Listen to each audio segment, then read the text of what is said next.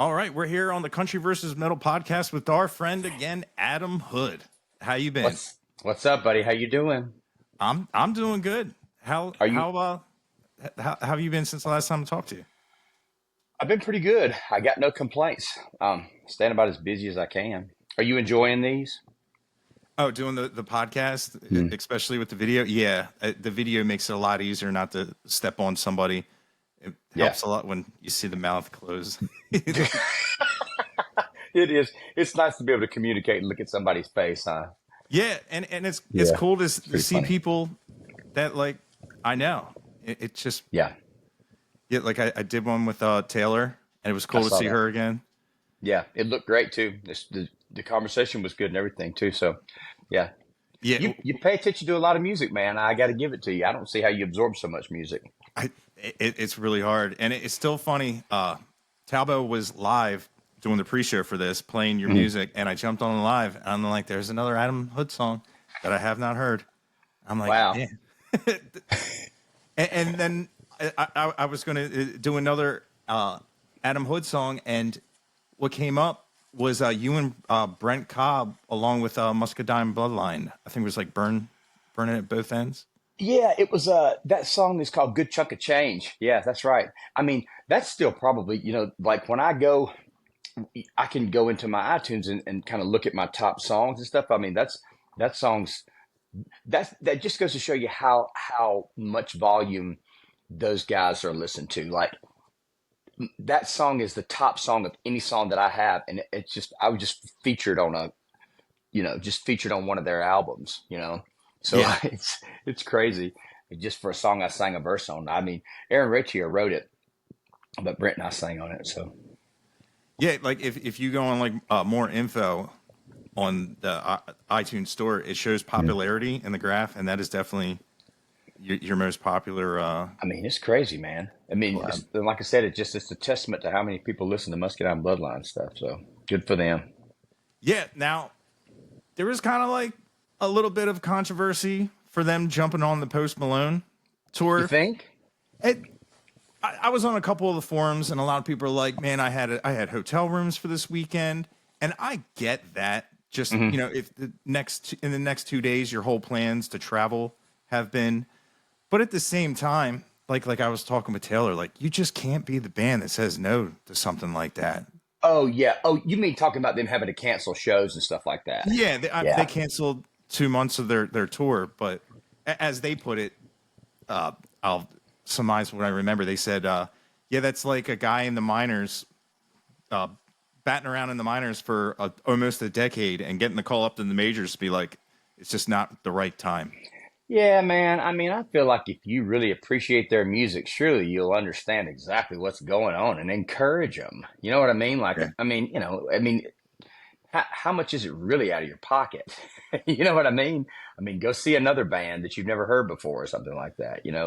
But I mean, I know that's probably scary to cancel shows like that, but at the same time, man, what an opportunity. Good for them. I mean, that's by far that's huge. That's huge exposure.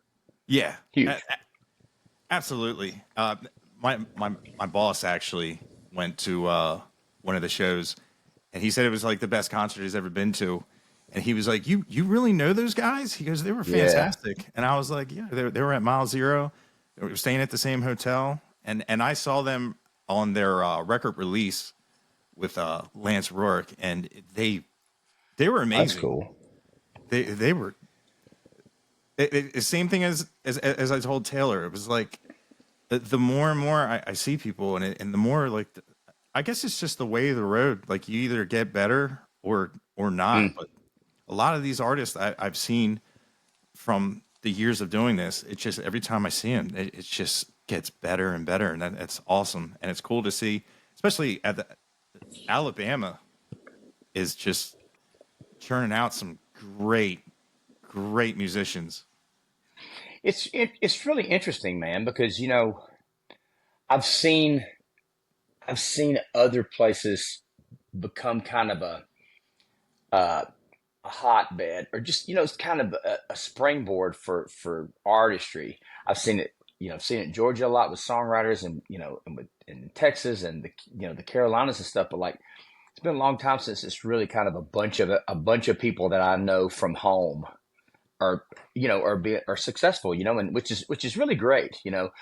Um, it's so funny that like it feels so much less like a movement now. You know what I mean? Because I mean, I feel like there was a time, well, when Wayne Mills was alive. I mean, that was what it was, man. I mean, he was the ambassador of Alabama music, and nobody was better at it than he was. You know what I mean? And so when he died, it kind of, I don't know. I think everybody just kind of spread off in their own thing, and so it's good to see people that are from here, and everybody's kind of doing their own thing separately, and it's successful, but still, um, we're kind of friends. You know what I mean? For lack of a better word, you know what I mean? Just there's business friendship and musical friendship there, and that's pretty cool. Yeah. And the one thing I've noticed since I've been wearing Adam Hood merch, people come up to me, and the people that know who you are and know just how prolific you are in your songwriting and just how many artists you've written with, the people that know you that are your fans are they're just more knowledgeable in the business. Really? No, did I cut out? Well, I wonder what happened. Is Yeah. my signal weak? I can't tell. I don't know if it was me, but it's fine. We can just go right back. Okay, let me change the area, see if this helps a little bit. Does that help at all? Yeah. Probably. It says it's uploading, so that's cool. We probably didn't Okay. lose anything, but Okay, cool. All right. Sorry about that. Now, it's what was fine. your question again? No, I was just saying what I've noticed since I've been wearing Adam Hood merch. I've been wearing your shirts, and the people that see it and they come up to me and they know of your music. They know how prolific you are with songwriting and how much you are involved in the scene. They seem to like really be knowledgeable in music, and I love that. And with that, do you feel like you wish that could transcend outside of someone like that to like an average music listener? Do you know what I mean? What I'm trying to say, like Yeah, I think so. Go ahead. the people in the scene, they understand just how good you are, and when people, y- To get past the music world. yeah, Yeah, yeah, like yeah. that, there's like a Um, dome or something that, isn't it funny? It's really interesting that it's like that, because, you know, I feel like that there's a lot of support there. You know what I mean? Like, and the same thing, I don't feel slighted, or I don't feel like that my career is not getting the the appreciation it deserves or anything like that. I don't feel shorted or anything like that. But at the same time, it's mainly the musical community that really is kind of the supportive system in my world.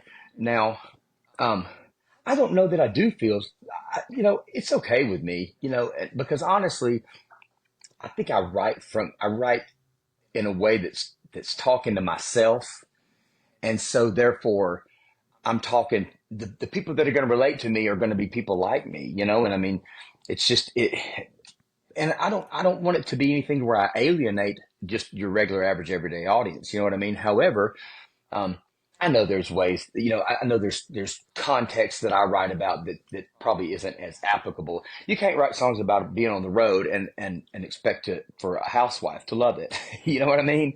And so, but that's okay.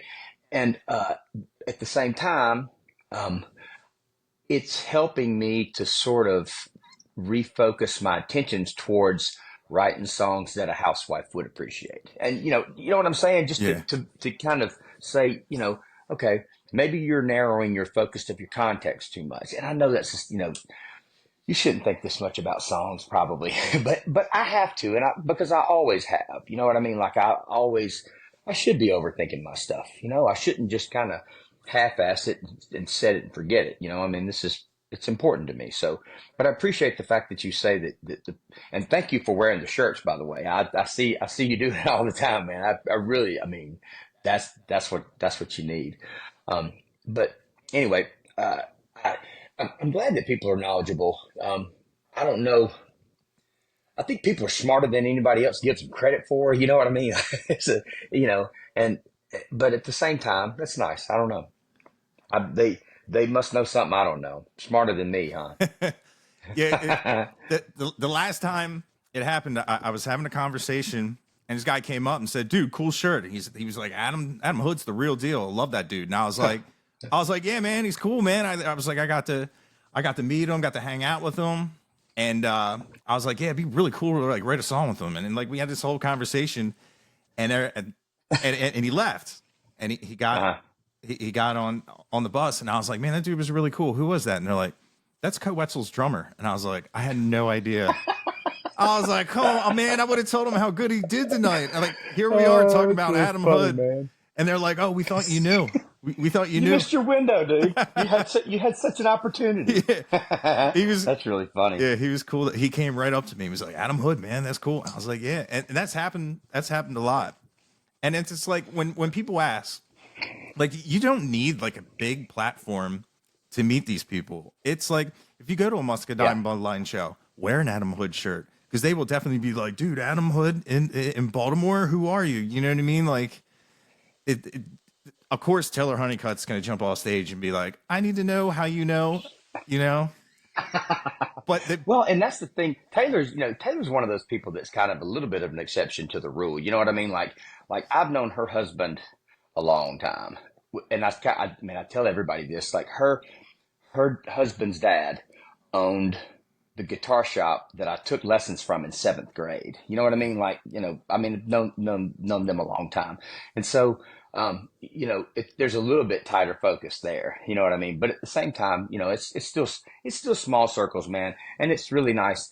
It's really flattering to be thought of like that. I mean, it's an understatement that it's flattering. It's almost one of those things to where I have to kind of figure out ways to navigate that kind of thing. You know what I'm saying? Like, because I mean, that's pretty high regard, and and that's not always my intention. You know what I mean? Like, I really don't. My song is what goes first. You know what I yeah, mean? Like, it's not really me that does it. And so, because of that, because I'm such a believer in the song more than the artist, uh, I kind of don't know how to deal with that kind of stuff. You know what I mean? But talking about songs, man, I can do that all day long. I can do it all day long. yeah. I actually, it's funny is I, I've been in some Nashville writing sessions, but I called my buddy and I was like, I want to write a song, and he was like, "Okay, what's it about?" And I was like, "It's about kind of about Adam Hood," and I'm pretty sure he doesn't know who you are, but he was like, "Okay, what's it about?" And I was like, "I'll just bring it up to Adam," and it's kind of like being like I love songs that have like a cinematic value to them. So I was like, why not write a song Mm. that's kind of like a short movie, and it's more or less like a singer songwriter being on the other side of a guitar. You write a song, and someone hears you sing that song. They say, "Hey man, can I?" And they could be friends of yours. Be like, "Hey man, can I cut that song?" And you say, "Yeah, Mhm. you can cut that song," and it does really well, and everything gets bigger for them and smaller for you. You know what I mean? And I wanted to really jump, like, to be on the other side of that path of, you're losing yourself and that song. Has that ever happened to you? Like, where you been in the crowd, everyone's like, "Oh my god, I love this song," and you're like, "I wrote that," and they're like, like, I mean, I don't really know, and it hasn't happened all that much. Period. To be honest with you, and so I mean, well, I've been to, I went, we Musket Island was playing.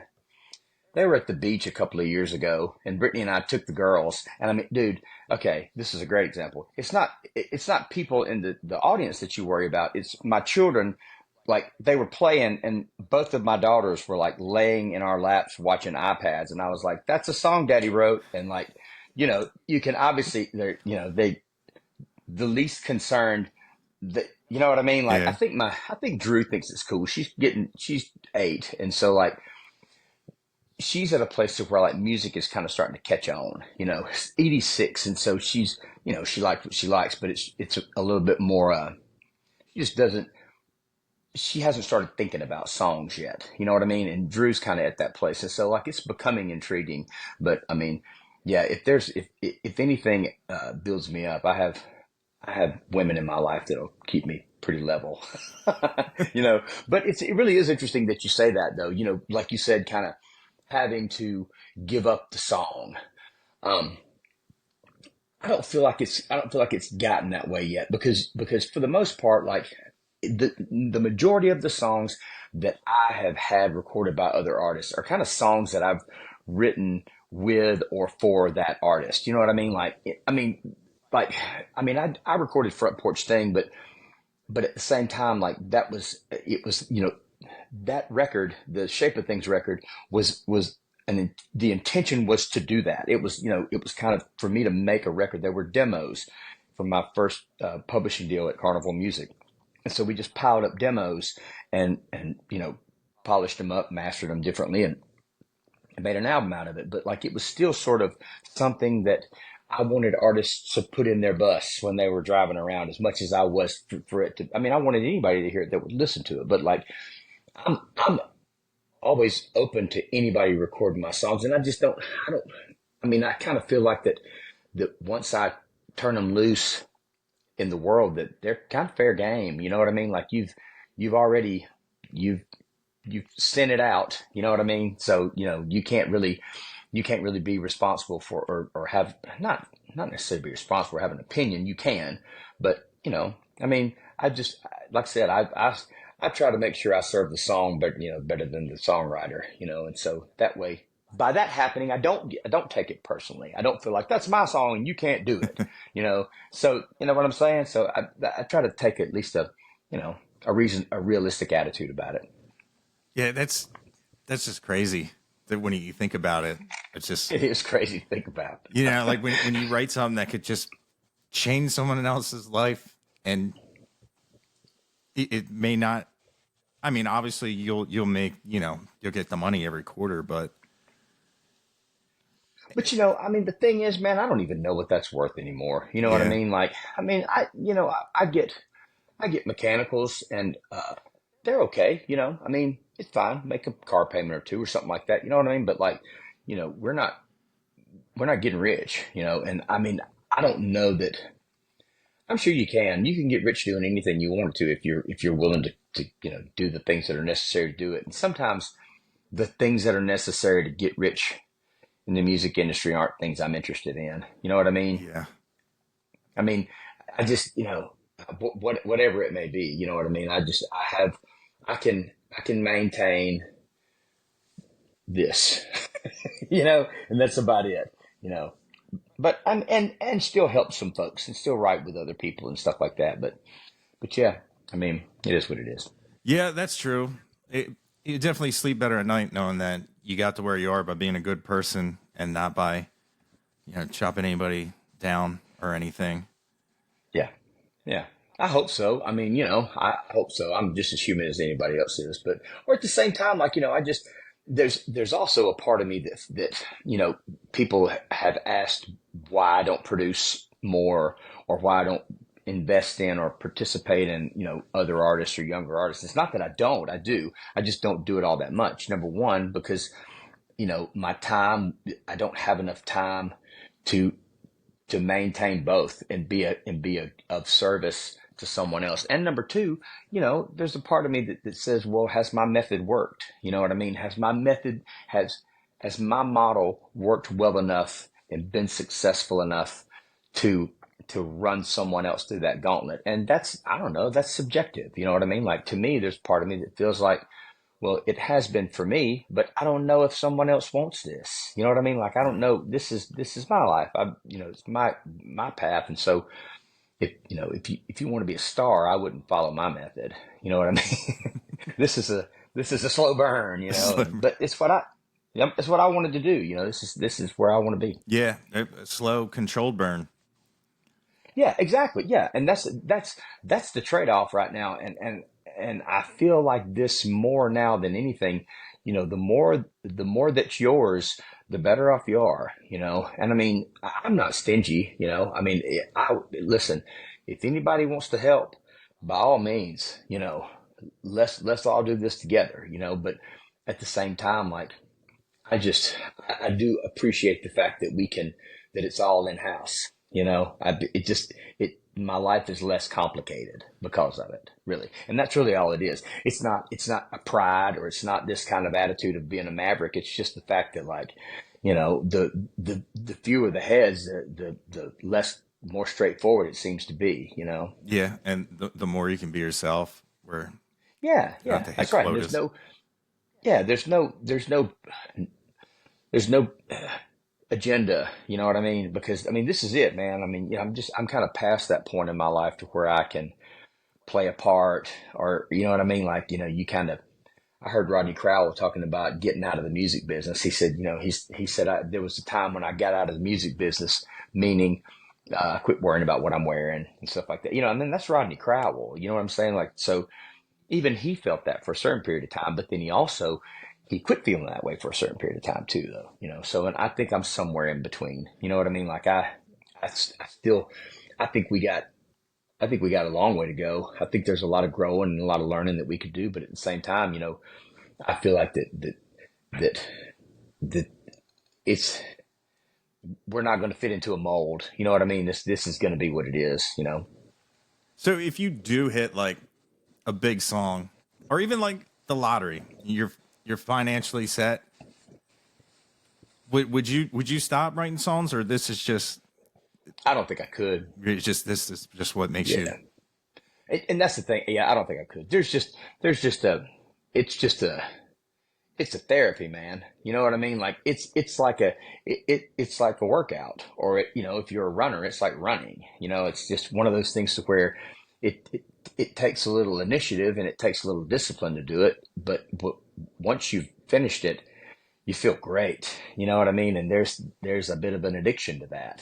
You know what I mean? Yeah. And it's just like I said, I feel like that it's the place it's the place where I concentrate my thoughts. You know what I mean? It's the place where I can think through my thought processes as well, and sort of, I mean, I was talking about this with a friend of mine today in a different interview, and we were talking about how the context of my music has evolved, and there's a whole lot more like God stuff. There's a whole lot more positive thinking kind of stuff. You know what I mean? And like that's definitely, it's not a conscious effort to put it in songs. It's just a conscious effort to continue those thoughts. You know what I mean? Because if I mean you know it's a good thing to be able to sing "Bad Days Better" when you're really having a bad day. You know what you know what I mean? And I mean, the place where I have, the places I don't want to be sometimes are on stage. You know what I mean? Just not really, not because I don't want to be on stage. It's just because sometimes, man, you just miss your family. Sometimes it was a long drive. Sometimes hell, sometimes you didn't get to take a shower yesterday, and so it's just Yeah. these little things about being on the road that will. That sort of puts you in a little bit less of an entertainer's headspace. And so that's why I have songs like Bad Days Better to help me mentally. If I can sing it, if I can continue that thought, I can start to feel that way eventually. So, and that's what the songs do. And so I don't know that I could stop writing. Yeah. That's cool. That it.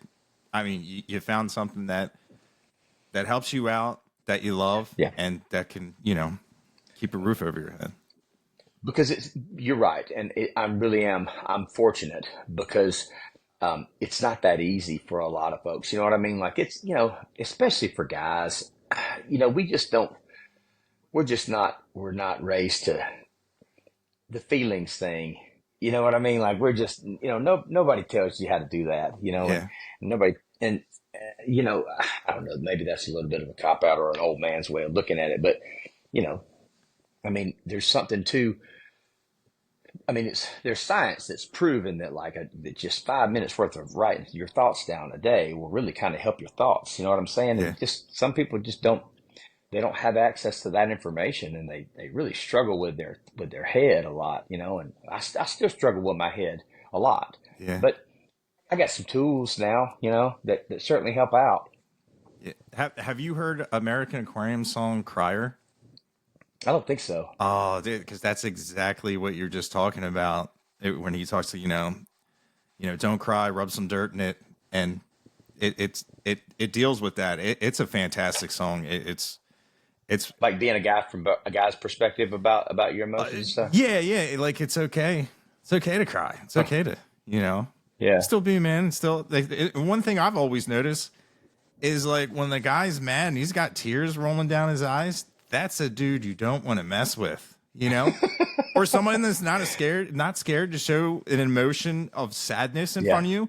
That's the same person that's not scared to show you a temper and the dark side of growing up in my family. I was just like, well, okay, well, you know, this guy's really hysterical. And then you see him on the other end, you know, well, we're going to find out how fast I can run.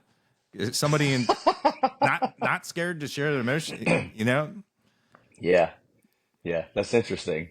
But you know, also they say the quiet ones are the ones you got to worry about, and that's just That's true. I've heard that too. yeah, Yeah. the tea Yeah. kettle That's just. funny. Yeah, that's right. They contain it until it can't be contained any longer.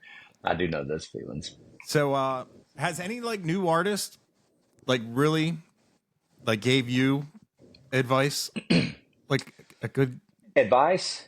yeah, like when they're like, hey, Adam, you know, and you're like, wow, has any of these new kids on the block really had changed your perspective of anything? Being as you know, I mean, I can't speak of a specific conversation where that's happened, but at the same time, as a whole, it's all kind of changed my perspective on it. You know what I mean? Like, I mean, it's just you get to a point to where you realize like you can either stay involved or you can uh, be haughty and prideful and let 10 years go by and you're screwed. You know what I mean? Like you're not involved in the current flow of things, and so I just don't want to be that way. And just because I don't feel like you have to. Now granted, I feel like that because there's a part of my career, not just my life, there's a certain part of my career that existed without me having to concern myself with things like social media. I think it's a bit of an adjustment, and there's a learning process. But that's just honestly, that's just for someone my age as opposed to someone, I mean, even like a little younger than my wife, some mid 30s, 20s to 30s, like who have kind of started life with iPhones and yeah, the internet and little things like that. You know what I mean? Like I remember, I remember life before the internet, yeah, and I had a career before the internet. So, you know what I mean? Like so there's an adjustment there, but at the same time, um, I do, yeah. And dude, I see it work for other people. I see it. I mean, like, man, I mean, when Edie posted that thing about his picking style on TikTok, I thought, wow, good for you, dude, because it was really interesting. And it's the kind of thing that, like, I've known Jason 20 years, I mean, and I know the guy doesn't own a guitar pick. Like, he doesn't, like, I can't borrow a guitar pick from him. He doesn't own one, and that's weird to me. But I've never seen him or heard him explain how he plays. And it was interesting, but that's the thing. It's a matter of trying to figure out how to make it work for you. And it's just a tool, and it's a really useful tool. It's a really useful tool. I mean, you and I wouldn't have this conversation were it not for the modern day conveniences of social media. yeah, And I mean, we wouldn't be able to have the relationship that we have, as far as like, being I mean, man, being represented on your platform is really, really great. I mean, that helps me out. You know what I'm saying? Without me having to be there standing next to you, yeah, So I mean, I want to be able to use the tools that are available to me. As long as I'm creative, then I'm not going to get out of the way. yeah. It it is funny like social media is like the modern day flyering, but back he was Yeah. just walking through your It's town with yeah. a There's your street team. That's right. The kids on the skateboards. That's yeah, right. They're all. opening the trunk. Hey, you It's want to true, buy? man. Because I Yeah. think we're around the same That's cool. age, and we've had Yeah. and it because like right before we did this, and I was like, I really wonder like if they had the time machine and I went back to like 16-year-old me and I handed myself an Adam Hood song I would love to Yeah. know what I would say because there's definitely a lot of stuff that, like, I love like Credence and Leonard Mm, Skinner and all that, and a lot of it was like for like the sound because like around yeah. like the 2000s, that's when like then when the auto tune came out, and we're like I don't know what it was like. You used to be able to Mm, turn on the radio, and as soon as you heard a guitar tone, you'd be like ACDC. Oh, that's Metallica. yeah. That's that. And I missed that. Or you would know it was Pink Floyd. And then it got to like even music that I liked. It was like, what happened to all like the cool, like you can set your Marshalls in a different way and record in a different way, but you're still keeping true to that, even in Well, 2024. And I love but that. thank you. And it's because I understand that those guys get their sounds. Uh, you know, AC/DC sounds the way they do because of the artistry of Angus. Yeah. You know what I mean? With same thing with Pink Floyd, like, David Gilmour's tone, like that, his tones, the things that he did came from his artistry more than they did. And granted, production is involved in a lot of the stuff. You know what I mean? But like those things weren't industry established. You know what I'm saying? And so that stuff was established because, and that's probably why it happened more, because there was no industry. There was industry, but you think about it, like, you know copyright laws and things like that, they just weren't, it wasn't, it didn't have the dominance that it does now. You know what I mean? Like, I mean, there's a lot of people paying attention to a lot of things, and not to say that I'm trying to get away with anything, but at the same time, like, I mean, it's the, the freedom may not be there anymore. You know what I mean? Yeah. But that's not true. I mean, yeah, like you said, I mean, we're able to do it. I think Brent Cobb's doing it. I think, man, I hear songs all the time where I think, man, that's a pretty genuine way of saying that or doing that. You know what I mean? Like, it still happens. It's just kind of where the music comes from. Yeah. That's like Jason Eady with Taylor Honeycutt, that Burn It Down. Where I Yeah, did that, and I was like, man, I really love the analog feel. And he was like, dude, that's what we're going for. Thank you. yeah, man. I mean, he's great at it. Uh, he's great at it. He's had a model that has always worked for him, but I jokingly said the other day that like I could take his model and try to apply it to my career and fail miserably. You know what I mean? Like, it's just never, what works for Jason never works for me, which is good though. It's probably why we're still friends. And so, you know what I mean? And so, but also I have an appreciation for his style. I can hear songs of his and be equally as blown away and compelled at the same time. You know what I mean? Like, it just, he's a great writer, and he's somebody that, as much as I appreciate his friendship, I really enjoy his abilities. I think he's got great music. I think Yeah. he's got great music. I would think that if I didn't know him. That's cool that you can have that relationship with somebody It is. It is. and not be intimidated by each other, and you guys each have your own voice. Some of the groove parts I find are kind of similar, but they're totally different in a way. And do you think that's more like because he's what, Mississippi and you're Alabama? Yeah, but at the same time, I mean, I do think that's the case, but I think it's also because we both love J.J. Cale as much as we do. You know what I mean? Like he and I, we sound are there are similarities, yes, because of geography, but it's really more what type of music you absorbed when when you were getting started. You know what I mean? And so, like, and that has a lot to do with the fact that we're the same age. You know what I mean? So, in the way that I remember when Merle Haggard was on the radio, so does Jason. You know what I mean? Like, those were my first memories. Like, I can remember before kids had car seats, and you know what I mean? Like I could stand up in my dad's pickup truck, and and and Merle Haggard was on the radio. You know what I mean? Like, Wish a Buck Was Still Silver, that was on the radio. And so I remember that.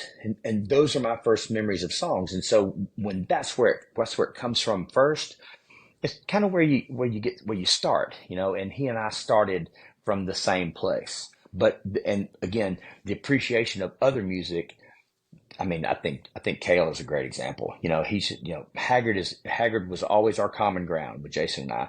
JJ Cale is probably our next common ground. Like that's the common denominator that he and I have. You know, so which is pretty. I like both of those guys a whole lot. Yeah. Yeah, that's cool. And I also say like doing the like hearing country for like the first time so late in life, and like I get like sometimes I'll say something, someone will take it so offensively, and I don't take it to offense because like I didn't grow up like I have like a freedom. I don't have any like memories tied in with you know the greats and everything, which Yeah. is weird, but like I remember getting into like heavy metal and like 80s metal and like Van Halen is my uncle. I remember his room. It was scary. It was like Poison. Open up and say ah with the eyes that glue and the Yeah. black Right. lights and Eddie from But Iron see, Maiden. but I remember that stuff too. You know what I mean? Like I had an uncle those Molly Hatchet records were the thing of nightmares, dude. I mean, like, and it was Molly Hatchet. You know what I mean? Like they're a Southern rock band, you know. But like, man, you know, yeah, that was back when records looked like records and they had album covers and Yeah, that was meant to frighten kids, you know. But but that's the thing. I remember that time as well, you know. And so and that's kind of why you kind of get to the point to where like you can't fault somebody for being that way. You know what I mean? If you don't, I mean, you're allowed to not like Merle Haggard. You know, I yeah, mean, I've had guys in my band that don't like Prince, and that is so offensive to me. But like, I mean, you know, I mean, they weren't 11 when Purple Rain came out, you know, and I was, and boy, that changed everything for me. You know what yeah, I mean? So it's just kind of where the music hits you when. yeah. It's I had another crazy uncle that he said, "Can you play any Prince?" I was playing like his barbecue, and I was obsessed with Eddie Van Halen, so I was playing all that, and he was like, "Play some Prince," and I was like, "Who's Prince?" And he made me take all my guitar off, turn my amp off, and he like literally grabbed me and sat me down and put it on. And he said, "He's just like you listen," and just like walked away, and I'm like, "When am I done?" You know, like okay, all right, That's hilarious. Dubs can't But Prince cry. was a great, but he was a great guitar player too, and that was the thing that was kind of universally appealing to Prince, you know. And that was also the thing that was because I'm you like I started playing guitar before I ever sang a note. That was I mean it's what you know. You get around great guitar players, and it really kind of shows you kind of where your caliber is. And so I'm not nearly as great a guitar player as I mean, man, the guy that plays guitar with me, Foxy, he's a beast, man. I mean, he's a beast, you know, and so because I have such a great guitar player in my band, I play my guitar, I play my electric and my acoustic, but it's just I hold down rhythms, you know, because I enjoy that and I get to sing. But you realize how by listening to great guitar players and being great guitar players, you realize you know how what it takes to be one. And I can appreciate a great guitar player, you know, and that was again just a common thread with Prince and Van Halen and you know Zach Wild and all kinds of people, you know, just this just ability there, unique ability. Yeah, that's Zach Wild. One of the first. That's one of the first time I heard Perry Mason, and I had heard Ozzy and Black Sabbath before, but that came out and his guitar tone, it was like Angry Bees. It was that like I had heard you know Hendrix play the fuzz, but not like that. It was just like a destroyed tone, but I loved it. And then that's this when like I sat down, was like, I totally skipped playing rhythm. I was like, I'm just gonna play Yeah, fast notes, and I played like that for a while. I was fast, but I was like terrible. Like just recently, like my yeah, guitar playing, it was impressive, but it had no like substance or value. And then I really sat down. I was like, listen, what am I doing? You know, I should know the major scale. You know what I mean? And like, right. and I was just like, they taught me that, you know, whole, half, whole, half, you know, and I'm like, what am I doing? And I really sat down and really started getting into it. And I was like, man, I wish I would have done that when I was upset. Like when we would have a snow day at school, I'd be so Hmm. excited. And I just get on my guitar, play my guitar the entire time. And that's what I did for a while. That's why I always kind of Yeah. like joke, like I haven't been married before. It's because it's like, you know, why go out when I can just sit and play guitar, and that's what You I get do. better. Yeah, I Like know. Well, the guys like growing up, the guys that were always the best guitar players were ones that were had gotten grounded. You know what I mean? Like, oh yeah, Dan's a great guitar player, but he was grounded last month, and that's what he did. You know what I mean? So I mean, I know that feeling, and you're right. You kind of it just takes man the dexterity involved with doing it. You know what I mean? Because that's the thing with guys like that. It's one thing to play fast, but it's one thing to play. It's another thing to play fast through distortion, through something that is literally distorted, and it's another thing to do it with clarity. You know what I mean? And so that's the beauty in it. Like, it's there's a lot going on in a weird tone, but the notes are still there. That's impressive. And you just I don't know, man. I'm with you. I don't have time. I don't have time. yeah, and I love when people are like, people ask like, what happens when when you're watching someone and they're like they're better on guitar? Like, does that make you mad? I'm like, yeah, it does make me mad because Yeah. that means I haven't practiced enough. Mad and like a frustrated with myself, like, but like it's like Not watching. gonna say anything to them. Yeah, Yeah, you know. like I'm gonna be like, man, you pissed me off tonight. You're playing so good. Oh, they know the look when you're like stare. You got your arms crossed. Yeah, You're staring at their whatever. finger. You know you're looking at a Yeah, guitar he's good. All player. right. Yeah, it's. I That's I, funny. I was just watching. I just went to Elkton Music Hall, and it was the Georgia Thunderbolts, and they came out and they started playing, and I was like, had I seen these guys play, like I used to like hate Telecasters. I didn't want anything to do with Huh. them.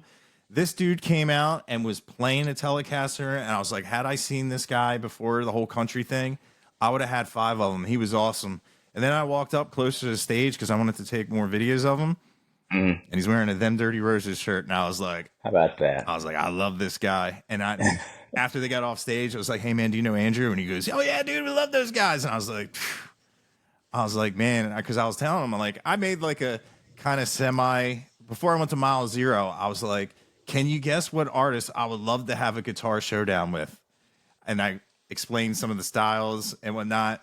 And people were like, yeah, I think one person guessed right. And I remember hanging out with them, and I was like, hey, did you see that post? And I can't remember if he was like, yeah. And I was like, dude, it was you. I was like, it was you. I was like, I would love to just like have you like wipe the floor with me, or we can level. I was like, because it's in a healthy content. You know what I mean? Yeah, Like, right. Yeah, yeah. Just healthy competition. yeah, Yeah, and I love how those guys play, and it's so cool to go out and just be like, oh man, there's another one out there. I know. It's So, what is your guitar choice if the Telecaster wasn't? it. What was your guitar choice? I have a Jim Root Fender Strat with EMG 81s. It kind So of your Strat guy. my Grail is my Epiphone Les Paul Zach Wild, but I took the active pickups. When everything Interesting. when I've grown older, I come to realize like those EMG 81s, they're kind of muddy, and I really when I started Yeah. listening to like more precise guitar and music, I really started appreciating like with mixing and producing, like note separation. I really like when notes have their own place.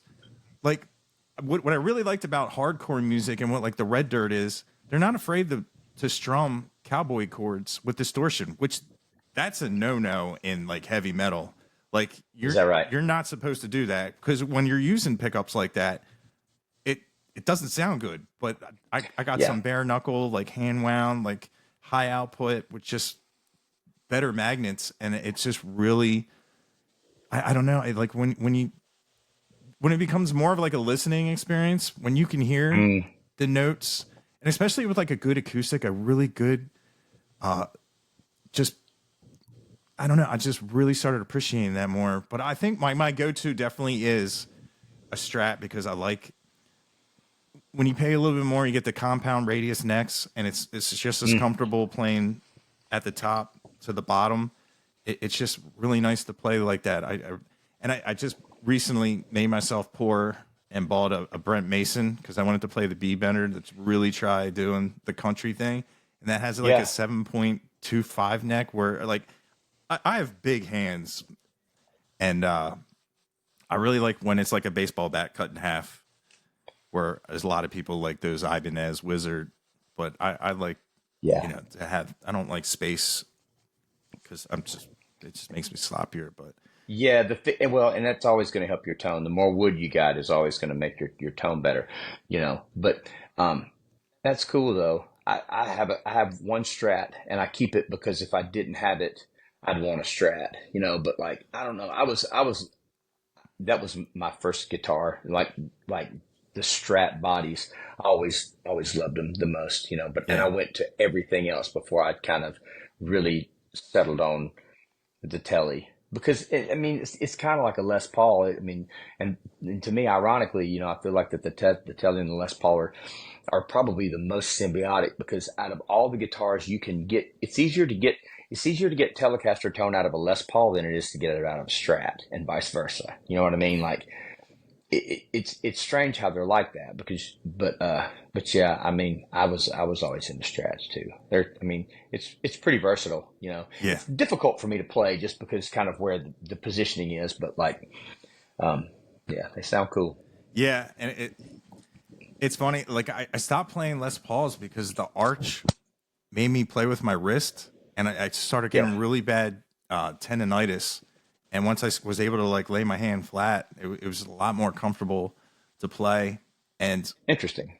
with the strat, it's funny is I got sent a video of are people playing these strats really just cosplaying SRV, and that's like like the brown Yeah. Stratocaster with the Texas specials, and I'm like, man, that was like my next guitar. Now I'm like, I ah, mean, I had one, dude. I had exactly that. I had an American Standard three tone sunburst, but Texas special in it. yeah, I mean, that was it. I mean, that's what every young man should have. You yeah. know, And that's it's funny funny. too. Like hearing Stevie Ray Vaughan play on record, I'm not gonna lie. The first time I heard it, when this guy was like, "You gotta listen," he's one of the because I didn't know who he was, and this guy's having like a father son moment with me, and I was like, Mm. I can't remember what song it was, but I was like, yeah, that's pretty good, and he just looked at me and he said, "You don't even know what you're talking about," and Yeah, I was like, okay. He's like, go home, find a video. And I wish he had been there when I was watching because it is an entirely different experience. I was like, yeah, holy, like, yeah. first off, you're Well, like, and oh, he's white. Like, I, yeah, I I, know. I was thinking he was like Albert King. And I Right. was like, oh Yeah. my Because God. I mean, like it's very, very reminiscent of Albert King. And, you know, Yeah. I was listening to an interview with Brendan O'Brien, today, in fact, and he said, he was talking about learning Leslie West. And he said, you know, he said, initially when I was young, I learned all these mountain songs because I thought they were easy. He said, but what I was really learning, how did he say it? An economical way to play. And he said, you know, it was like you could play. He said, I was learning how to play between lyrics. And, you know, he said, that's masterful. He said, you know, and that's the thing. That's kind of the thing with Stevie Ray. Like, it wasn't that it was easy. It's just that, you know, like Instep came out and it was on the radio when I was just hearing pentatonic scales, and that, you know, between Stevie Ray Vaughan and between the Allman Brothers, those two bands were the like I could clearly hear parts of the pentatonic scale in their solos. And so I said, okay, that's where I'm going to go. There's a frame of reference that I have right there, so I can head that way and start learning these songs. And then you get into their music and you realize Stevie's technique and how thick those strings were and blah blah blah and this that and the other. And kind of the same thing with the Allman Brothers. Just like this guitar was what he was playing and he did it like this, and that's a slide. You know, that's not even his fingers that are doing that. You know what I mean? So there's all these things that you learn but that's where it comes from. You know, just like Brendan O'Brien was saying, you know, you learn them because you start getting into this stuff because you can hear this. There's relativity there, you know, and so you head that direction, and then you realize how masterful they are. But that's when you start getting better. You know, you start Yeah. applying it to yourself. You know. And I just love. There's just so much stuff to learn. Like I never knew that Stevie Ray Vaughan played on David Bowie's records. Yeah, man. I That was like a first gig. Yeah, Yeah. I Yeah. that blew my mind. I'm like, how can I be this big of a fan, this old? And because my mom was a huge David Bowie fan, and I'm like, that's nuts. And but thank God it worked out the way he did, because when that tour bus left, that's when the Texas flood. He was free. So And it's so funny. It's so funny to hear those songs now that you know that. And like it's very obvious. You know what I mean? Like it's like you hear it and it's like, oh, of course, that's yeah. Stevie Ray playing that. Yeah. But you would never know. It really is interesting, man. Yeah, I had to check like Apple when you go on info, just just to make sure that it wasn't, because anymore with things online, I'm like, oh I know you never know, right? It's funny. yeah. So like, I know we talked before about like artists that shaped your sound, Mm. and there were a lot. Is there anybody like newer now that like you're like, man, I really love the element of what they're doing? I mean, there is. I'm trying to think of somebody right now. I tell myself that I'm supposed to write these things down, so that I will remember to talk about these people. Um, but at the same time, I mean, I still kind of gravitate to the classics. You know what I mean? Like, Yeah, I mean, and my friends. I mean, I really listen to Brent's music a lot. I listen to Jason's music a lot. And so, but I'm still into Bob Seger, man. yeah, I'm still into Steve Earle. In fact, it's man. So you know, I I went through this Steve Earle phase. Well, it started okay. Guitar Town came out. Guitar Town. I was in maybe junior high when Guitar Town came out, and I mean, I was listening to Steve Earle from that until from high school up until Jerusalem, basically, And so I mean, I was really into his music for a long time, and then I just quit listening to it. I got into some other stuff, and I was really into the Crows, and so I quit listening to the whatever I can't remember the specific chronology of it, but and I recently I was thumbing through, was driving home, and I saw that Steve put out, he's got like an acoustic live album out, and it was like just, man, it was Devil's Right Hand, and it was just all these old Steve Earle songs that just like memory lane, dude, just the floodgates open of like, oh, this is when I was really absorbing music, you know what I mean? And so I'm still into that kind of stuff. I still learn from the masters, and so, but, I write a lot with Reed Houghton. I think Reed's stuff is great. And so he's doing really well, and I like his style. Um, man, I don't know. I mean, Taylor and them are doing really well, and I think the Strays and those guys are good, but and at the same time, there's no but. I mean, it's cool to. I enjoy listening to that kind of stuff, So I try to stay current on it, but I'm still drawing from the same well that I've always drawn from. I'm still into the stuff that I've always been into. yeah. That's cool for like, I mean, your hardcore fans or your fans in general. If you were to put out something with like horns and string, like they'd be like, "What? This? Yeah. What happened to that?" But I know, and I've thought about it, because you always think about that kind of thing, because especially when there's moments that you have the ability, but it's again, it just goes back to what I was talking about. Like it's got to serve the song, man. I mean, if we got to a place to where like I wrote a song and we started recording it, and there was just we all felt a gap that only a horn could fill. You know what I mean? Like we get the horns in there, but I haven't done anything yet that's felt like it needed it, you know, and so and doing it with the intention of just doing it. I don't know, just it comes across that way to me. You know what I mean? When I hear it, and I'm sure, like I said, I listen to music more critically than the average bear does, and that's a blessing and a curse. But at the same time, I want it to, you know, like I said, I don't care what anybody else does. I don't want to do it until the song deserves it. You know what I mean? Until it needs to be there. yeah, and some people that would take discipline You know what I mean? Because like when you do have as many friends as you know, it's a phone call away.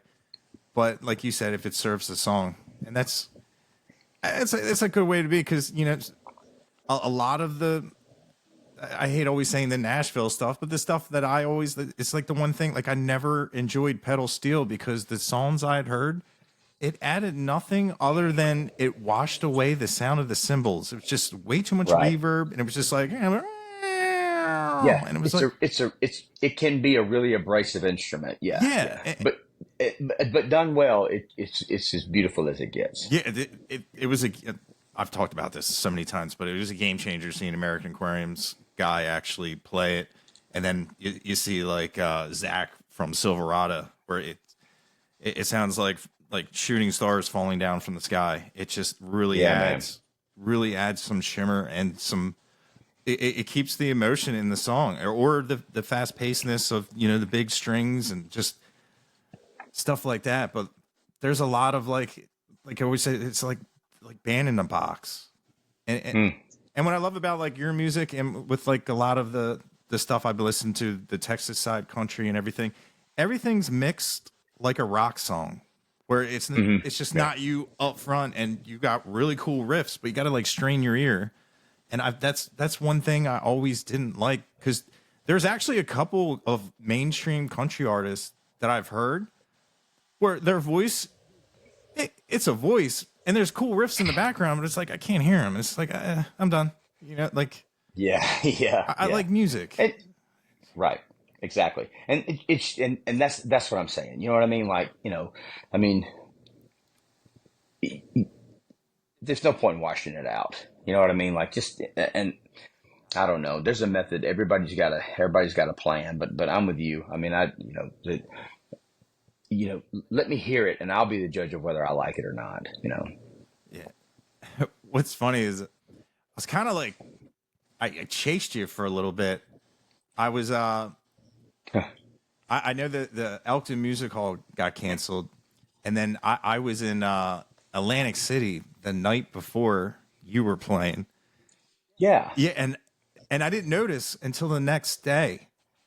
And I told the person, I said, "Hey, you want to hear something crazy?" I said, "At the Hard Rock, Adam Hood's playing."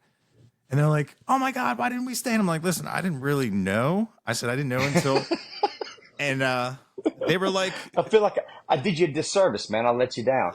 That's the thing. Like, I don't have my geography up there. I don't know what you're close to. I knew about the Elkton thing. I kind of hated that because, like, the funny thing was, like, after that get canceled, I mean, I heard from a bunch of people. It was like, we were coming to see, And I thought, well, all right, but we'll get back up there. I hope. I "Yeah, mean, I spent the entire first half of this year up there, and well, just the entire East Coast, but I was up there with Drake quite a lot, and who Drake's got a great record out right now, I mean, and he's an old friend and somebody that man, I mean, he's got a great record out, but so yeah, I was up in the area enough, and that's kind of the whole, we had a great time up there, yeah, and we went up there, and I feel like we were pretty well represented because of the fact that Drake was great and his audience was super, and we just we I feel like we can come back. We just got to do it. You know what I mean? So that's kind of my next plan is to try to find a time and place to get up to the East Coast and where we were. So hopefully we'll be able to be in your area a little bit more now that I am kind of a little bit more aware of where I am and what I'm doing and who I'm close to. yeah, There's no, I mean, it's funny because like New York is, I don't even know. You know what I mean? Like it's almost, I might as well be in like, I don't know, I could be in Seattle or Greece or something like that. It's funny. yeah." I I think it was at the Georgia Thunderbolt show. I was like, "Hey, are you the owner?" And he was like, "Yeah." And I was wearing your shirt.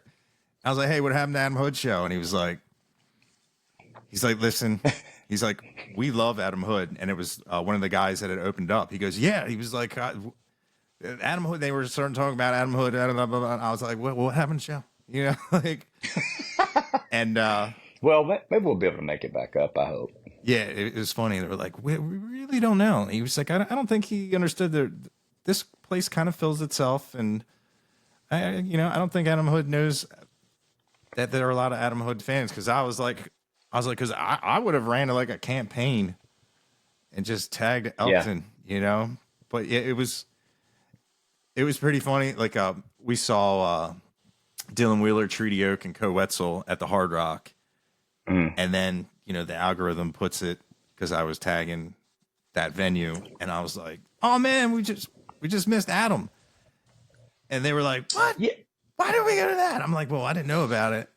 And they were like, "Well, who did he play with?" I was like, Miranda Lambert." And then it was like, now I was in trouble because I was like, "Listen, I've only heard a couple Miranda songs, and Adam, I'm pretty sure wrote them." I was like, I don't really know a lot about her, and I was like, listen, just because I know someone doesn't mean like we're not You don't know getting everything. That's yeah, right. we're not getting ushered in the back. We're not getting dropped off by a limo. You could have been. You could have Well, been. that's You could have been. that's like a lot of people are like, yeah, I hope you got good footage from the show. And I'm like, dude, I was all the way back there, and they're like, we told you we'd get you. And I'm like, man, I said, I just still haven't got around to like being like, okay, yeah, all right, I'll take, and Yeah. because it's like you got to go to the window, and you're like, There's a yeah, lot involved. I know what you mean. Yeah, well, but you've earned the right, man. I mean, you should, you should. It's okay. I think there's probably the right. There's certain people that you could probably throw your weight around with, and nobody would care. yeah, and it was funny because they were like, don't feel bad. I'm like, I said, I want them to know because like the one time they're like, listen, this venue's really tight. We'd give you a pass, but I'm like, dude, I'm just here for the music. I know what you mean. There are those moments where like it's sort of yeah. I Yeah, mean, same thing. Like I remember when Brent was on the road with Stapleton. This was when Providence Canyon came out, and I went out to write with him for a couple of days, and security was tight. I mean, Stapleton's security was really tight, and so, but it was all you could tell it was all for good reason, and there were particular reasons why they kept tight security. It was really for safety. You know yeah, what I mean? But at the same time, it was like it was tight. Security was tight, and we were like with that. I'm with that guy. Well, that's cool, but be with this guy right here. You know what I mean? yeah, Like, yeah. You're in this and group. so yeah, exactly. So it's understandable, and better to err on the side of caution, I guess. But it's okay to throw your weight around every now and then. Yeah, I just like knowing I have a ticket just in case things get lost in the Attaboy. sauce. Yeah. Oh, I know. I do. I know exactly what you're saying. When you're driving Yeah. and you have to tell the person that drove you, it looks like we're just playing slots. I thought, I thought we were gonna go, and then we're not gonna go. Yeah, what I liked about That's the funny. Hard Rock is you could leave the venue, get away from all the commotion, and actually like use the bathroom without someone tapping you on the back like hurry up. You know, Yeah, it was wild, man. That place is really interesting. I mean, I'd never been to it before. Now, I mean, it's funny, like, dude, I'd never been to Atlantic City. I'd never walked the boardwalk. really. So it was, yeah. I mean, 49 years old. I've never done that before. It's nice to have firsts. Yeah, But it was cool. So that's the thing. Like, I know to keep my expectations realistic about you know audience, but at the same time, we should be up there playing. I mean, I've been up there enough to where like, I've gotten kind of comfortable in the environment, and I know that there are people that'll come see us. So yeah, we should be playing. Might as well. yeah. That's the one. Like, it's hard to tour. It's hard being down, Yeah. especially like it'd be easy if musicians didn't have to bring gear because like when I was really looking, like Talbot was telling me, like just if you live in Dallas, Fort Worth, Texas, and the big airports there, and you look at how close everything is in the country when you're at a major hub like that, but then it's like, you got to worry about the TSA snapping your guitar or, what's your drummer going to do? You'd be like, hey man, see you when you get there in the van. Like, Dude, and it's just it's no fun. It's no fun not having your own stuff. yeah, I'd rather have my stuff. yeah, And man, I've done it enough. I've tried to skin it a thousand ways, and it's sure there are more expensive ways to do it. There are cheaper ways to do it too, but I mean, it all comes out in the wash for the most part. You know what I mean? Like my economical ways of flying as opposed to my economical ways of driving and the pros and cons involved with it. I mean, the expense is almost, you're talking within a few hundreds, you know what I'm Yeah. saying? Like it's not that different, but at the end of the day, like it's just wear and tear.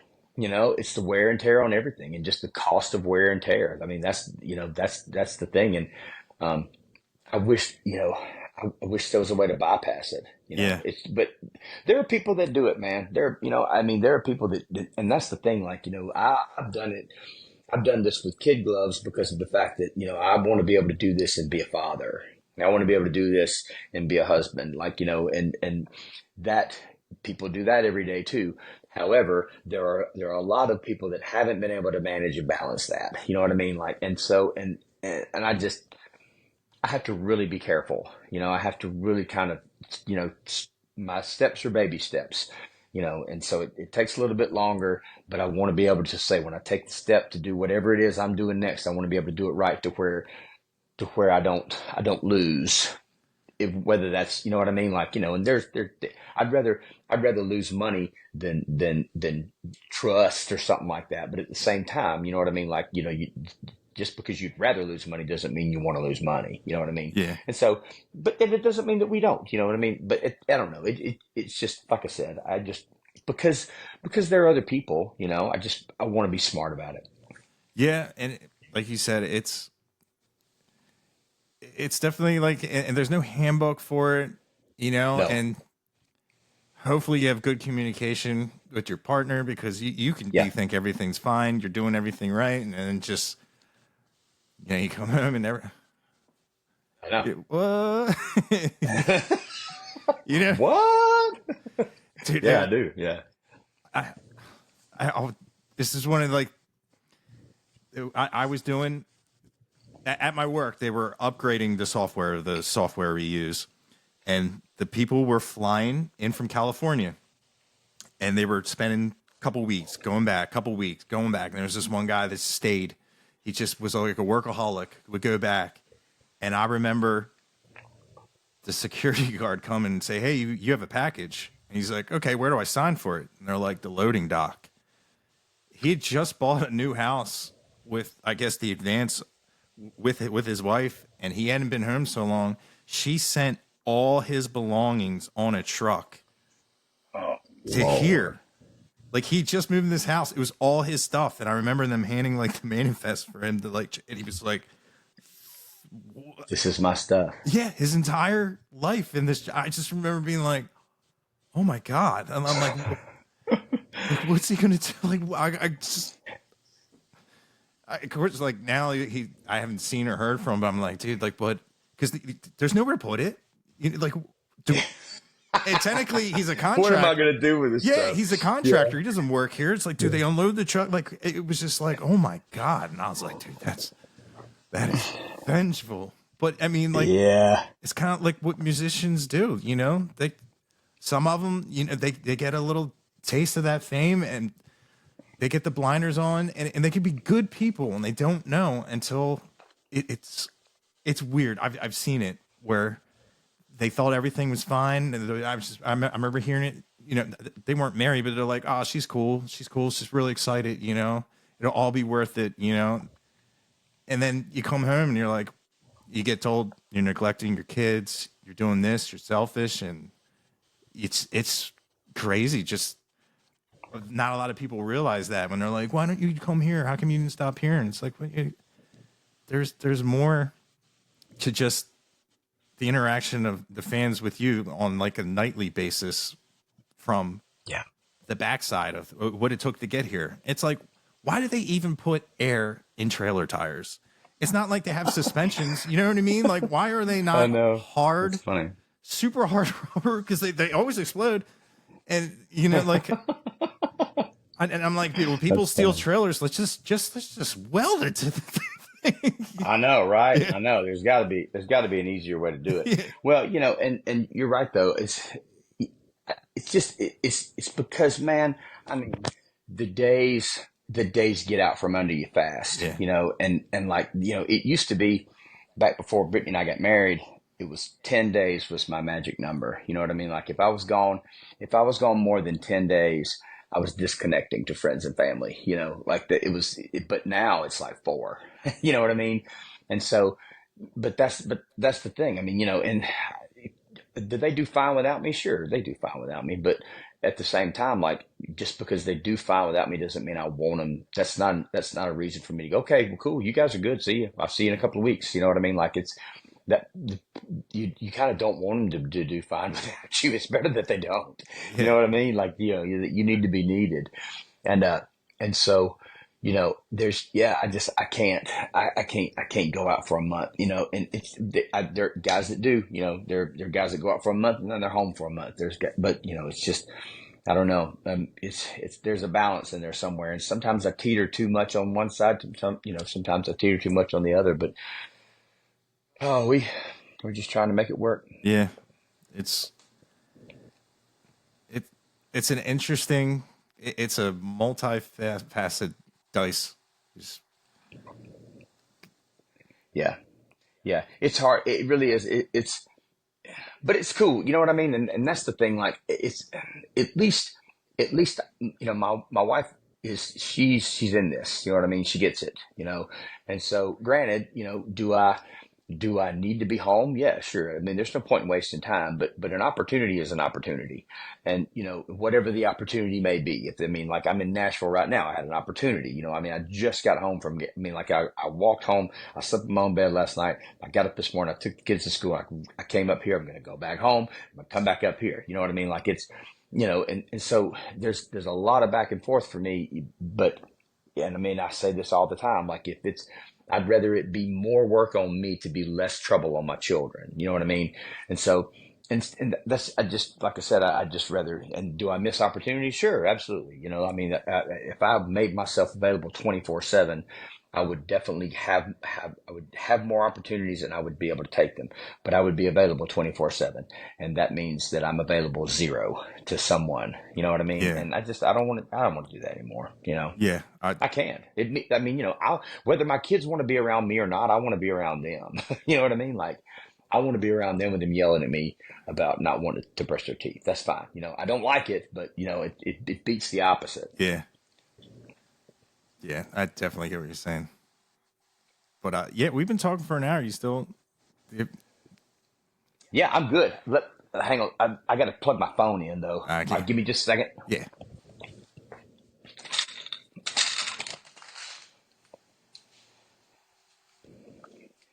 Can I do this? Stay tuned. Stay tuned. Okay. I'm good. I'll stay on until I go off. If I go off, then but I shouldn't go off for a little while. Yeah, let's Okay. keep talking. Okay. So, is there like a performance that, like, you may not have noticed, but you played a show and you woke up the next day and, like, your numbers were bigger and your view count, or because I've seen you singing songs with Co now, like, Yeah. doing stuff like that, like, really helped, like. The Miranda stuff has, for sure. Oh Yeah. yeah. I mean, and that's the thing with her, you know, she's she's uh she's pretty she's been great to me. Yeah. I mean, she's been great to me. And so yeah, I mean, those numbers have gone up. The Opry stuff, that went pretty well. That was a whole different demographic. But yeah, when I went to see Co, and that happened in Huntsville that time, like, uh, his guitar player was saying, he said, man, Coda, they don't do that. You know what I mean? Like, that's not something that happens. The fact that, like, there's not someone who gets up and sings with Co every night. You know what I mean? Like, it was a pretty special opportunity, and we're fairly well acquainted, but we haven't had that much time. You know what I mean? And I hate that, just because that was I mean, it's a pretty awesome thing for him to, I mean, it's not easy, man. They got a big thing going on, and to just go, hey, man, just help yourself for just a few minutes. You know what Yeah. I mean? Like it's really nice. You know, I mean, he, like I said, they don't have to do that. Riley doesn't have to do that. Muscadine guys, they don't have to do that. Taylor doesn't have to do that. You know, they by no means they're not obligated by any means at all. And so the fact that they do, the fact that any of them does in any way, shape, form, or fashion is a very appreciated kindness to me. Yeah. It means a lot to me, and I don't. And that's you know, if I have something that I regret, it's that I regret not being able to properly express my appreciation for those moments that someone out of their respect for me shares their stage with me. You know what I mean? Like Yeah. that's something to be very grateful for. And you know, and I hope one day soon, sometime, that the people that have done it will understand that I really, really appreciate that. I really do. Because like I said, sometimes I don't know that I express it. I mean, a thank you is just not enough. You know what I mean? Yeah. Like you just, and you know, I don't want to send Co-Wetzel flowers. You know what I mean? You know I, what I mean? Like, I get what you're saying, man. Because like you say it, and they're like, yeah, yeah, no problem, man. And you want to say it again, like, no, man. It reminds me of I don't know why I always keep like referencing like Wayne's World. I've been doing it like the last couple things where the guy goes, "No, I love you," and he goes, "Oh yeah, thank you." He goes, "No, man, I no, love man. you," and he's like, "No, man, I really love you," and they're like, "Just say thank you," you know? Yeah, just, yeah, right. See, it gets weird after a minute. It's like, yeah, okay, bro. Okay. You're welcome. You Yeah, know, and I don't want to feel like that, but no, really, but yeah, seriously though, I really, really mean it. yeah, I mean it. I really appreciate this. yeah. Okay. Thanks, Adam. Jeez. Yeah. You know, I always feel like it's that just funny. all the time with a lot of things where like I know like not everybody gets to do certain things and I do and I'm just a guy that listens to music on TikTok and I just like thanks guys thanks they're like yeah it's cool Yeah. man it's cool you know But it's a cool preference. So like what you do is really interesting, man. I mean, it really is. I mean, it's, it's an honest perspective on everything that you do. You know what I mean? Like, and like that whole, well, it's obvious. I mean, the proof's in the pudding, you know, it holds water. You know, people, no, I know you're not telling people how to think. You're just giving them your honest opinion about stuff. And man, I mean, it just goes to show you how seldom that happens and how often it should. You know what I mean? Like it, you know, what do you really think about this music? Well, here's what I think about it from someone who doesn't listen to it. This is what I think. And man, I mean, I think it translates, man. I mean, you're killing it. yeah it's cool like I'm still finding like songs that I love and I still love that and even like the older Mm. ones I just listened to it was like a Little Big Town and it was like one of the first songs I was able. They had like clap snap kind of tracks, and I was like, oh, Yeah. they're actually not bothering me Yeah. because Hey, I'm listening to you. Keep yeah, talking. that like because that's something that I just still I don't know what it is. I don't know if it's just because like it feels like it's so close to clipping, but that's like but the only thing I really haven't got 100% with the whole country is I do not enjoy the mandolin.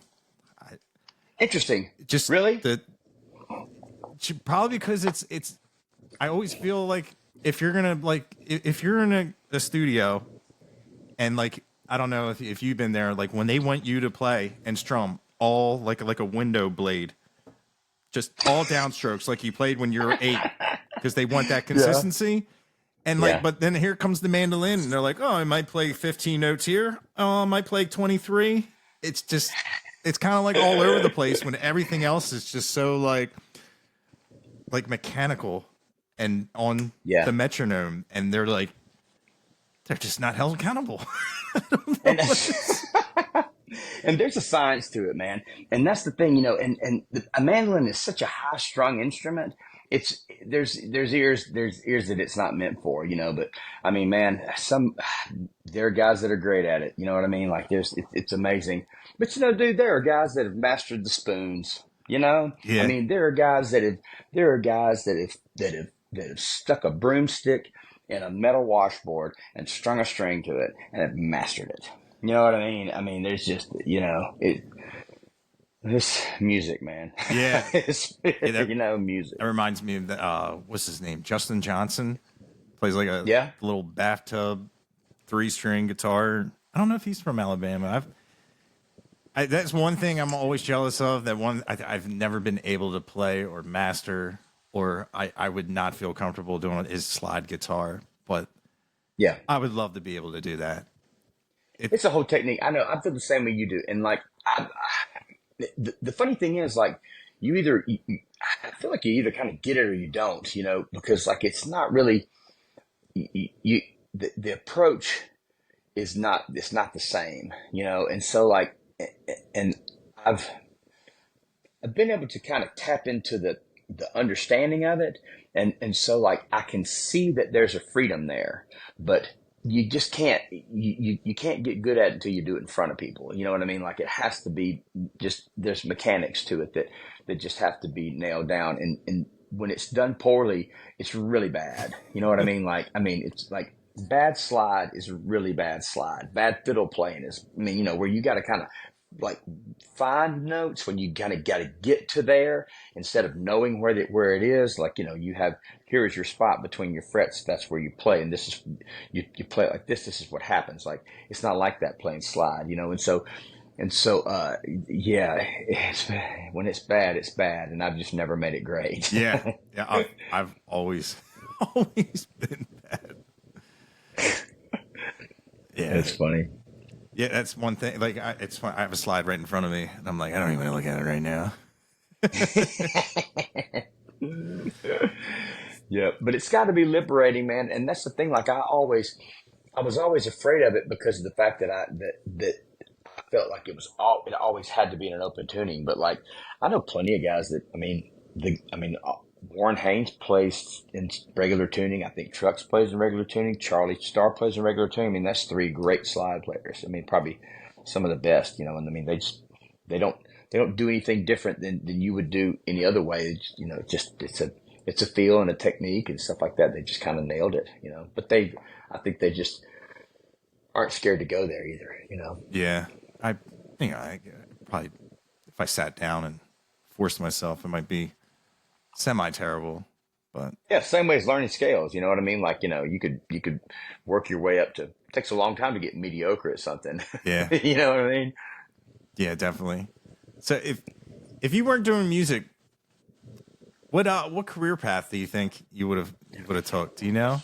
That's a good question. I don't know because because that's the thing. Like I never had ambitions to be a writer. You know what I mean? Like I never wanted to do that. I mean, my parents were pretty normal people. My father was a forester. My mother, she was a realtor until I got out of high school, and then she owned a flower shop. You know what I mean? Like this, you're talking about normal people. So I mean, I don't know. I don't know. I mean, I was a land surveyor, so I worked outside. I mean, that was a fun job when I was in high school. I don't know. You know what I mean? It's just I've always done this. I've always done this. I never, I didn't really study anything in college that wasn't kind of music related. And when it quit being music related, I quit. So I don't know. This is what I've always wanted to do. But that's the thing. I mean, I wonder if I don't know. I would think to myself that there were ways to sort of be in this world without being an artist, but I don't know that I could even do that. You know what I mean? Like, because I wouldn't know how to manage somebody. The only way I've learned how to manage anybody is managing myself. You know what I mean? And that's, I don't know. I haven't always been very great at that. So do you have a manager or did you just Yeah, I do. Oh yeah. I mean, that's I have a manager, I have an agent, I have my wife, and then we just have people to help us with social media and stuff like that. So different people kind of do different things. But at the end of the day, I have to answer for it all. You know what I yeah mean? Like that's it's. I mean, I don't want to say it's not my decision necessarily, but at the end it's my ultimate responsibility. You know what I mean? So yeah, yeah we've got a few people with us. if something happens, the first two words is Adam Hood. So Absolutely. I know. Yeah. What happened here? Exactly. And so, but at the same time, I mean,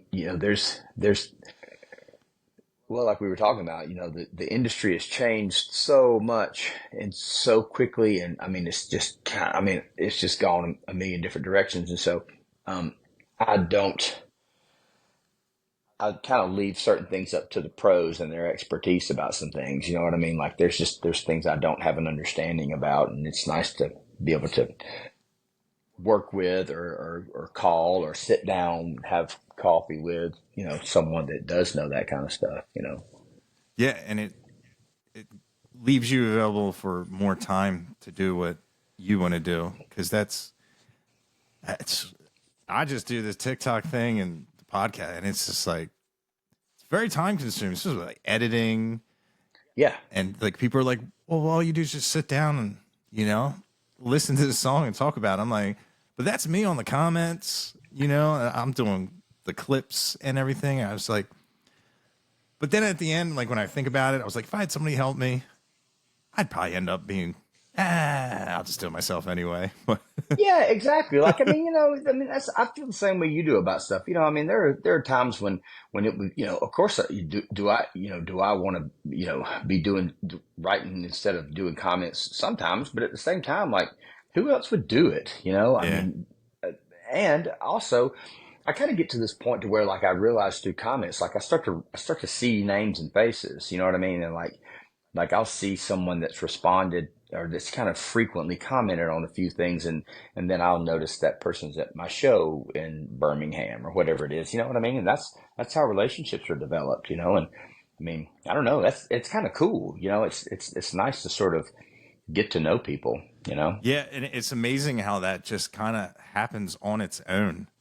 Like I have people come up that we've done going back and forth and comment threads and everything, and you kind of feel like you're already friends. It's really cool how like it I shakes off know, the right? awkwardness of like And eventually you see them face to face and it's not so weird. You know what I mean? Like yeah, it's like you've had conversations. Now there are some times when I will have had conversations with people on a number of occasions and then they show up and they're like, "Don't you remember me? We talked on the thing." And I was like, "Oh, now I do." You know what I mean? Like I didn't recognize you yeah, because I didn't never seen your face in real life before. So, you know what I mean? For the most part, that's where relationships kind of start. yeah. It's like what I tell people. I'm like, man, if your face isn't on your album cover, I have absolutely no idea who you are. And Yeah, right. Where else are you going to see it? I know, I know. And I mean, that's kind of why, I had one or two that was like that. And then I kind of learned that the hard way. It was like, I don't know what you look like. You know what I mean? It's like, well, here I am. And so we stopped doing that. You know what I yeah, mean? So I don't know. Funny. yeah, it was like at Taylor's show, I was talking to somebody, and I'd said something, and he looked at me, and I was like, "You're in you're in Whitey Morgan's band, aren't you?" And he goes, "Yeah." I was like, "Oh my god!" And then I told him, I was like, "Listen," I was like, I don't think he knew who I was or anything. I was like, he played the harmonica, and I was like, the first time I saw Whitey Morgan, I saw him up there with the harmonica, and I was like, "What's he gonna do all show?" You know what I mean? Like a lot of times, like they don't play hardly at all. They have their moments, and they stop, and then they just kind of stand there. It's kind of like I don't know if you remember the live video "I Alone" where the drummer just had his sticks and he was running around like hugging the guy because everybody else had their instruments but they didn't have drums. I just remember that and I'm like, what's this guy gonna do? And he played the harmonica pretty much the entire time in a way I've never seen it played before, playing like percussive and really added like another layer of percussion to it, and then going in and adding rhythmic or just to the rhythm and to the melody. I was like, dude, this is great because like I have harmonica and I never really, you know, you either play a harmonica song or you play a harmonica solo or you do a couple of little, just in out in the songs in between words. But this dude really like shined. I was like, dang, you definitely earned your payroll and a spot on a bunk on the bus. So, Yes, there's an art form to it, man. And there aren't very many of them, but the ones that are good are very impressive, man. I mean, I remember, like, of course, there's always Mickey Raphael. Yeah, everybody knows. I mean, think about it. That's all Mickey Raphael's ever done. But everybody knows who Mickey Raphael is. You know what I'm saying? And then I remember Travis Tritt had a harmonica player with him, and I mean, it was always in his band. And I thought, that's man, yeah. I mean, it's not really anything you can search out, but if you find one, you ought to put him in your band. You know what I mean? But yeah, when done well, it's a really cool instrument. It really is. yeah, Yeah, I'm with you though. I have a couple, and I mean, I, I play enough to be pretty mediocre at it. You know what I mean? yeah. I just like how they're all in a key. So if Yeah, right. you're playing in the It key. is what it is. It's not. Yeah. It may not be good, but it's not going to be terrible. It's not going to make people go, ugh, but they'll just be like, ooh, that wasn't tasteful. Yeah, right. Yeah. But yeah, That's funny. there's been some cool moments with getting that. It's funny. It's like now, there's a lot of like my favorite bands that put out records now, and I haven't felt the need to even like listen to them. I got to the point where I was like, man, I was getting tired of like getting yelled at. You know what I mean? And now that I work and do stuff, like I used to love to read. Like every year I used to love reading. I have pretty much all of Hunter S. Thompson's books, and Oh yeah. I loved reading them. I love how he wrote, and it's just people don't write like that. Because one, Yeah. how he wasn't served restraining orders, like just for his letters. Like what is it, the Proud Highway? It was just like him writing. Like if he didn't like an article or something, he would just send like these abusive letters of just, but they were so honest and they were so well written. And I loved the honesty and like the bravery of like, once you put it in that box, you can't get it out. You know what I mean? Like No, once that's right. that brandy buzz wears off, you're like, oh my God, I made a mistake. but, I know. but now, And you learn to be unapologetic about it. Yeah. yeah. And like, now like it was just saying like how many songs do I have to hear about like like with the death metal like just all that doom and gloom and everything, but now I can listen to like the Red Dirt, your music or something, and get like substance and a story and something out of it that you can just sit Yeah. and listen to it and think about it and like be in your head with it. And I like it doesn't even have to be like a cool guitar part anymore. You know what I mean? It comes from like the penmanship, the literature, and just the meaning behind the song. And sometimes like these songs have hooks where you're like, oh, is that this? And did he mean that? And then you can like dissect the song. And that's probably something that like being older, just being more appreciative than hearing like a 13 million note solo and blast beats and And dude, I just I can't accept music and I can't embrace music that won't make me feel that way. yeah, I can try, I can learn to appreciate other people's effort, and that's fine. I can respect, listen, I understand the struggle. The struggle is real. I can appreciate your methods. I can do all that stuff, but like, I'm with you, man. I've felt it before, and I won't settle for anything less. And I won't settle for anything less out of myself, man. I want to be able to feel it. I want to be able to, you know what I mean? Like, I want to be able to play the songs and emote the same feelings that happened when I wrote it. And if there's no feelings when I write it, I don't want to write it. And if there's no feelings when I play it, I don't want to play it. And I mean, and that's all there is to it. That's all there is to it. yeah, This, and I realize that that in some people's attitude, it's an elitist attitude. In some people's attitude, it's an overprivileged attitude. But to me, it is what it is. You know what I mean? It's this is the area that I can't compromise. You know what I mean? This is the when we're talking about this right here, I just don't want to be swayed on that. You know what I mean? Like, I understand. Yes, I understand that cover songs are important. I understand that that this is an important thing to do, that's an important thing to do, and that you need to do this, and this needs to be your intention, whatever the scenario may be, whatever, someone will always have an opinion that I should be doing something that I'm not doing. However, the reason why I do what I do is strictly because of that. It's the fact that like there have been times in my life when the song sunk in, buddy. You know what I mean? And like I just don't I know how that feels, and it's taken a lot of trial and effort and energy and doing things the hard way and screwing up to find a way to create that for myself and for whoever it is that's listening. If it's four people, if it's no one, if it's 4,000, I don't care. Whatever the number is irrelevant. But but to be able to just to create it for myself and give it to the world, that's I don't want to settle for anything less, you know. And so I'll do whatever I need to do in order to keep it happening. But I try to not do whatever I need to not do to make that happen too. You know what I mean? Because that's the most important thing in the world to me when it comes to this right here. You know what I mean? Like being able to sort of recreate that feeling for myself and hopefully for somebody else. It's just there's just something invaluable to it. And if you've never heard a song like that before, then you know, if people that never felt music like that, they don't understand my take on it, and that's okay, you know.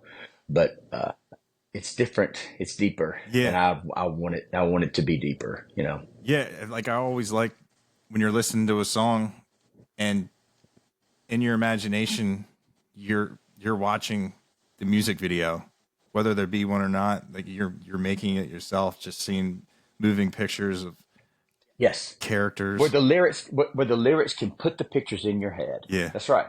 When you're painting the picture, when you're making the movie, and it's the 3 minutes of time that you man, trust me, man, I see those things in my head too. You know what I mean? And I just would I like it that way. You know, I like hearing it that way. And so if I can make it that way, then I would like to. Yeah. It's working. Well, thank you. I appreciate it. I hope it stays that way. Yeah. I always say like I would definitely if someone was to ask me like well, who's an artist you can put on and make everybody happy in the room, and I would definitely say Adam Hood would definitely Man, be. thank you. That's high esteem, dude. I really appreciate you saying so. You know, Yeah. that means a lot. Yeah, because like when we would have car rides and we would, you know, everybody would get a song, and when it would come to me, everyone would just roll their eyes because you know, Here we in the go. late '80s, every Metallica song was like 12 minutes long, and they were like, "Oh, we're gonna get Yeah. there before the song's over." But then I learned to like make everybody happy, and Hmm. it would definitely be Adam. It would definitely be your music of we can all listen to this. We can all like it, and it's just consistently good. There's no Yeah. there's no like experimentation or like whoa, what just happened? You know, it's just like you said, like what you're going for, and Well, thank you. I appreciate that, man. Thank you. yeah, That's really cool. it Thank you. it's definitely that sound that it's I could just see older people and young people, even if they haven't heard it yet, just appreciating that sound. Yeah. Well, I appreciate it because I want it to be, you know, it has roots, you know what I mean, and so it has like a vintage kind of feel to it. But like, I don't want to be old, you know. I mean, I want it to be unique, and I want to be able to create the things that I like, and it still be something that that not just old people like too. You know what I mean? Yeah, And nothing. I mean, I am an old person, but you know what I'm saying? Like, you want. I don't know. I want to reach as many people as I can. You yeah. know. I like that term, vintage modern. Where Right? you Yeah. keep the old, but keep it on the up and up. Fresh perspective of it. Yeah, exactly. A fresh take on a classic sound. Yeah. Yeah. Well, dude, I'm gonna hit the road All if right. that's okay with you. Yeah, dude. I sure I sure enjoyed it. Yeah, dude. I Again, love talking to you. I hope to catch you at a show, just and see you because I still have yet to see you live. you're kidding. I've I didn't get to see you live, dude. I was not prepared for Mile Zero. Of like, I I needed the like "You Are Here" map at the mall, and it Yeah, was just man. like, man, this is really very overwhelming. Great festival, Yeah. great to be able to talk to the artist, and and Key West is expensive. The Mile Zero for what you're paying for is an incredible value, but Yeah, If you, because but, I mean, you're gonna it is gonna cost like it's a vacation. You know yeah, what I mean? yeah, But it's also like you said, it's a pretty unique experience, especially if you like music. If you're into what's going on down there, that's about as neat of an experience as you can get because everybody's around, and you can hang out and buy drinks for anybody you want to. yeah, yeah, definitely. But yeah, I've never seen you play live. We got to change that, dude. I know. That's why I feel like I've been chasing you. That's why I was like, "Where's the owner?" Well, I'll get back up to you sometime and make it where the chase will be a little bit easier. So, All right, cool. Well, you have safe travels, and thank you. is there anything you're working on? No. And it's funny you say that because that's kind of I not to open up a whole nother can of worms, but like we're still I don't know what to do yet. You Huh? know what I mean? Like I've still got singles and so I've still got songs that I can put out that are kind of um continuations of the Bad Days Better stuff. I've recorded other songs down there in Capricorn with Brent, and so I've got other stuff to put out. But like, I mean, we don't have big plans for. I've got some plans for an album, but like, it's a lot of risk to make an album these days Yeah, because everybody's listening to singles, and they want singles, and so we're just trying to. I think we're trying to come up with a strategy. You know what I mean? And so sure I have plans, but like putting rubber to road on some stuff, we're not quite there yet. So, but the first of next year, I think by mile zero, I'll have some things in place, and we'll be able to sort of you know put some get some focused energy on a couple of projects, which will be good. yeah, cool. Look forward to them. Yeah, I'll keep you posted. All right, good. Thank you. But yeah, All right. thanks. Always a pleasure talking to you, Adam. Yeah, likewise, Pat. Thank you so much for having me, dude. I appreciate everything you do, man. You're killing it. Yeah, yeah, you as well. You keep doing what makes you great, man. Thanks, man. You too. Yep. Safe travels on the road as All right, well. buddy. We'll see you. Yep. See ya. Bye.